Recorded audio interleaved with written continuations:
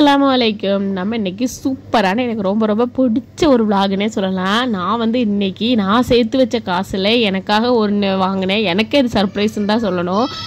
அதுக்காக நான் மொத்த காசு சேர்த்தேனா அப்படின்ட்டா கண்டிப்பாக இல்லை. என்னால் முடிஞ்ச அளவுக்கு சேர்த்தேன், கொஞ்சமாக, அவ்வளோதான். ரொம்ப அதிகமாக இல்லை, ஓரளவு சேர்த்தேன். அதுக்கப்புறம் பார்த்திங்கன்னா நான் எக்ஸ்ட்ரா கொஞ்சம் ஜாமானும் போட்டிருந்தேன். அதையும் போட்டு ஈஸியாக எடுத்துகிட்டு வந்துட்டோம்.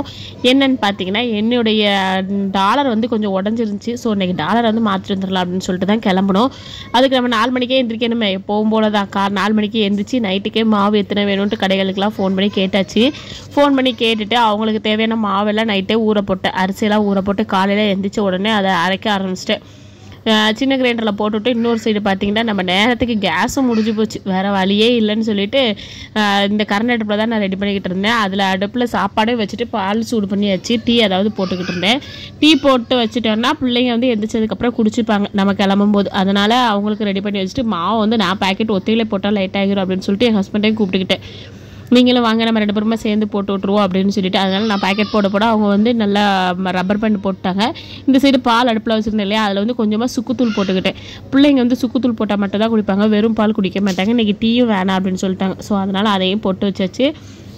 அப்புறம் பார்த்திங்கன்னா அதாவது என்னென்னா கரண்ட் அடுப்பு அப்படிங்கிறதுனால அதில் என்ன சிம்பிளாக பண்ண முடியுமோ அதுதான் பண்ண முடியும், வேறு வழி இல்லை. அது மட்டும் இல்லாமல் நான் எனக்கு 7:30க்கு ட்ரெயின் அப்படிங்கும்போது நான் கொஞ்சம் சீக்கிரமாக செய்யணும் அப்படின்னு சொல்லிட்டு இன்றைக்கி தக்காளி சாதம் தான் கிளறி வச்சுருந்தேன். தக்காளி சாதம் 2 முட்டையும் வாங்கி வச்சிட்டேன்னா பிள்ளைங்க வந்து ஆம்லேட் போட்டு அவங்களே சாப்பிட்டுப்பாங்க. ஸோ அதனால் அது மட்டும்தான். அப்படி இல்லைன்னா ஓனரே எங்களுக்கு வந்து பக்கத்தில் அவங்க இருக்கிறதுனால அவங்க பண்ணிப்பாங்க. அதனால் 2 ஆம்லேட் முட்டை மட்டும் வாங்கி வச்சிட்டேன். நெக்ஸ்ட்டு என்ன வேலை, நம்மளோட உண்டியல் உடைக்கிற வேலை தான். என்ன ஒரு கஷ்டம் அப்படின்னு பார்த்திங்கன்னா இந்த 30 ரூபா உண்டியல் வாங்கி கொஞ்ச நாள் தான் ஆச்சு. என்னால் முடிஞ்சது மட்டும் தான் சேர்த்து வச்சேன். எல்லாத்தையுமே எடுத்துகிட்டு மூட்டை கட்டிட்டு கிளம்பியாச்சு. கிளம்பி இங்கே வந்து ட்ரெயினுக்கு வந்து நின்று பார்த்தா அங்கே க்யூ நிற்கிது. இங்கேருந்து அங்கே வரைக்கும் ஐயோ இவ்வளோ க்யூவா அப்படின்னு நினச்சிட்டு அங்கே நிற்கும் போதே அப்புறம் எங்கெங்கெல்லாம் எவ்வளோ டிக்கெட் அப்படின்னு சொல்லி போட்டிருந்தாங்க. அதை அப்படியே ஒரு ஃபோட்டோ எடுத்து வச்சுக்கிட்டேன். எனக்கு அந்த பழக்கம், ஏன்னா எப்போவுமே நான் தெரிஞ்சுக்கணும்னு சொல்லிட்டு ஆசைப்படுவேன். அதனால் அதை எடுத்து வச்சுக்கிட்டு கிளம்பியாச்சு. திருநெல்வேலியில் வந்தோடனே எஸ்கலேட்டர்லேயே ஏறியாச்சு. எஸ்கலேட்டரில் ஏறினோடனே என் அம்மாவே அங்கே எங்கேயுமா சுற்றி பார்த்துக்கிட்டே இருந்தேன். நான் கையை பிடிச்சிட்டு வாடா அப்படிங்கிறேன். இல்லை நானே தனியாகவே வருவேன் அப்படின்னு சொல்லிட்டு இருந்தேன். அவனை விட்டுட்டு நாங்கள் எல்லாருமே நடந்து வந்துக்கிட்டே இருந்தோம்.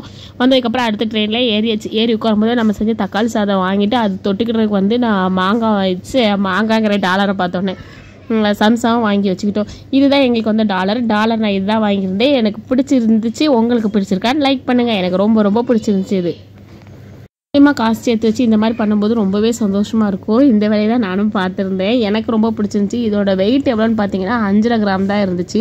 ஆனால் பார்க்க அழகாக இருந்துச்சு. சரி நமக்கு பிடிச்சிருக்கு அப்படின்னு சொல்லிட்டு எடுத்தாச்சு. யாரெல்லாம் இந்த மாதிரி சேர்த்து வச்சு எடுத்துருக்கீங்க அப்படின்னு சொல்லிட்டு கமெண்டில் சொல்லுங்கள். நான் இந்த மாதிரி தான் எடுப்பேன்.